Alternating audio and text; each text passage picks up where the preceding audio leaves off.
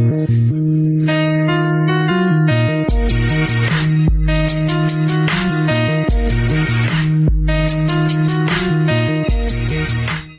up, world? R.I.C.H coming right back at you. And today, we got to talk about StephenASmith playing Charleston White's comments about record labels, rap music, and who really gets the blame for the destruction being sold through hip-hop. And I'm going to be honest, Charleston White said something that needed to be discussed. But the problem is, he stopped short of the whole truth. Yes, artists have a responsibility for what they say. A rapper can't glorify guns, drugs, death, and destruction, then act like he has no idea why young people are copying his energy. But I will never agree with letting the record labels off the hook like they're just innocent business people selling whatever the artist brings them. That is too clean. That's too easy. And that is exactly how the machine likes the conversation to go.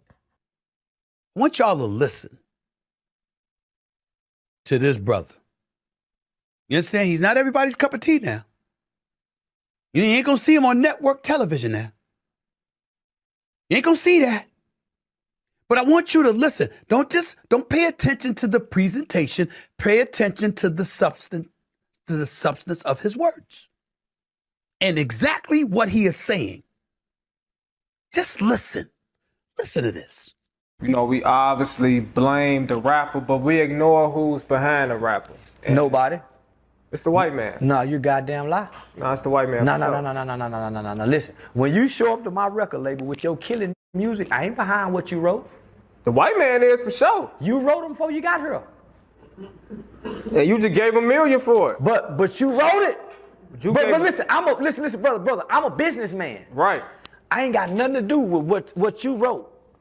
You wrote the lyrics talking about killing your neighbor. But you didn't tell me, no, this isn't what you're supposed to be writing. You said, I'm going to give you $1 million but listen. So you encouraged it. No, I didn't. With the utmost dollar amount. No, I didn't. I'm a businessman, and I'm about business. Because when you stop rapping this, and I get a Nas X, and he can rap gay, I'm going to sign him too.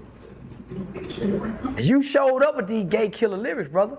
I ain't got nothing to do with what's in your mind and what you want to project. I just know your destruction makes money. You came to provide y'all destruction, and it's going to benefit me and my family. Why would I turn you down? I understand the surface of what Charleston was saying. If an artist walks into a record label talking about drilling, killing, robbing, and destroying his own people, that artist is not some helpless angel. A man has to answer for the words coming out of his own mouth. But the part Charleston is not holding heavy enough is the power difference. A young artist from a poor community is not walking into that office with equal ground with $1 billion company. He may have talent, pain, hunger, and desperation. But the label has the money, the lawyers, the marketing plan, the playlist access, and the power to decide which version of him the world sees. That matters, because if the label only gets excited when the artist sounds dangerous, then the label is not just accepting the product. The label is telling the artist which version of himself has value. That is where the exploitation comes in. A lot of these young men come from places where life already feels like a trap. So when somebody with money tells them your pain can get you out, but you gotta package it like this, that is not a normal business deal to me. That is desperation being turned into a contract. And that is why I don't like the label is just doing business argument. Business still has moral consequences. And if you know something is harming the community and you keep funding it because the numbers are good, you don't get to hide behind profit like profit is purity. That is the part StephenASmith should have noticed. I respect him for saying people should look past Charleston's delivery because sometimes Charleston can touch on a real point, but substance can't stop right when the corporate side of the conversation gets uncomfortable. You can't tell black artists to own their choices while letting the company who amplifies those choices act like they didn't play a role. The labels don't just find the market. They help shape the market. They decide what gets a budget, what gets pushed, what gets playlisted, who gets interviews, what gets radio, and what gets ignored. And Charleston White know good and damn well these labels are not looking to sign no Nick Cannons. When violence becomes the lane with the biggest machine behind it, that is not just the artist's choice anymore. That is a business model. And that business model has been very comfortable making money off black destruction. Do you turn down the pregnant drug addict who's trying to buy crack from you, brother? What about the girl who may look underage and selling? Do you turn her down? What about your homeboy's woman who's in a compromised state and you can fuck her and she comes to you? Do you turn her down? So you want me to turn you down? And I can make trillions off your ignorance. You're not bringing me nothing positive that I can promote to Disney. I could make you richer than you can ever be if you wrote me some Disney lyrics. Hey, if you just want to be like Nick Cannon, I could make you a star forever. But you want to be a star just for a small time, so you write gangster lyrics because you don't want to live long. Your mind wrote these lyrics. All of that hate that you're professing, I didn't whisper that in your ear. I didn't pick your mother and your father when they made it, and your dad left your mom, to go the chick. I didn't have nothing to do with that guy. Why are you blaming me as a white man? I got a record label, brother. We just want to sell records to your people. And if we don't have these records to sell to your people, how will your people make music? Your people don't have record labels. How will they make music if it wasn't for us?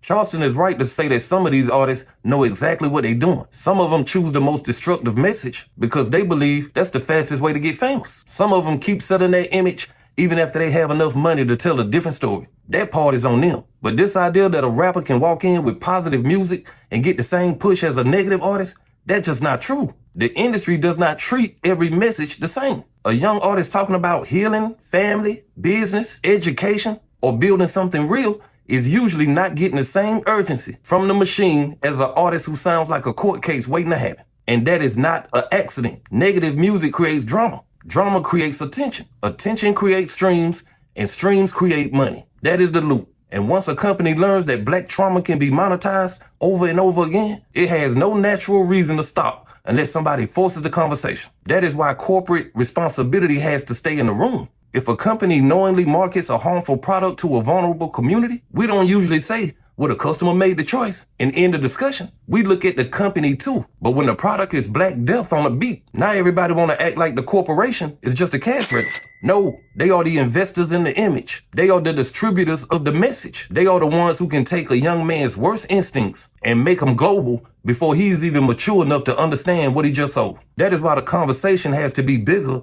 than Charleston White's point. The artist has a microphone, but the label has a megaphone. And if you keep handing the megaphone to the most destructive voices in our community, you are not just watching the culture change, you are helping it change. Now, I don't want artists to hide behind the label either. A rapper is not a puppet just because a company paid him. When you get on a song and make murder sound like manhood, that's your voice. When you make poison sound like success, that's your message. When you get rich enough to stop feeding the same darkness, but you keep doing it anyway, that is your soul being on trial. So I'm not giving these artists a pass. I'm saying the blame needs to travel up the ladder. And when Charleston makes the point about whether or not a drug dealer turns down a crack-addicted mother, that's not the point. Two wrongs don't make a right. Just because one person is not turning down money does not make the other person doing it right. Because the person with the contract is responsible, but the person writing the contract is not innocent. The person making the song is responsible, but the company that spends millions to make that song the soundtrack of the youth, they not innocent. The fan who rewards the music has a responsibility, but the industry that trained the fan to crave the most destructive version of black life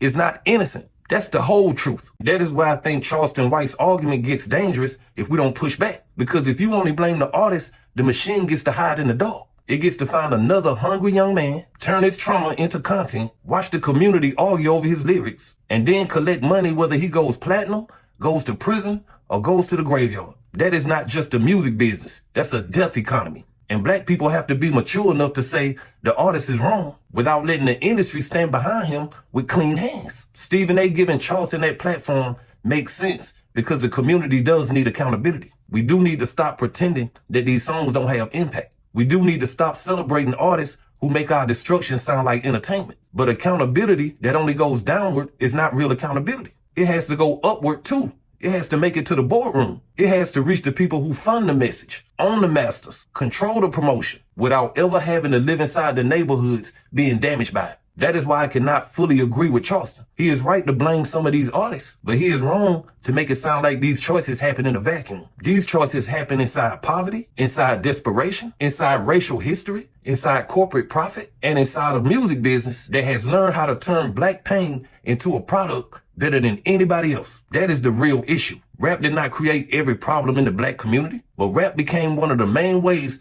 those problems got glamorized, funded, and sold back to our children as a dream. And once a child starts believing destruction is the fastest way to be seen, the machine has already won a piece of his mind. That is why we have to talk about the whole system. The rapper, the label, the platform, the fans, the conditions that made the music feel real in the first place. If we leave any part out, somebody gets to escape. So my position is simple. Yes, hold the artist accountable for what they say, but don't let the corporation that paid him to say it act like it was just minding his business. Because when black destruction becomes profitable, the people funding it are not just observers. They are part of the damage. And if we're going to have a real conversation about what rap has done to the community, then we better have the courage to say what the industry has done to rap too. But hey, that's just my opinion. What's yours? Like, comment, subscribe. Establish Rich. I'll be back with another one. Peace.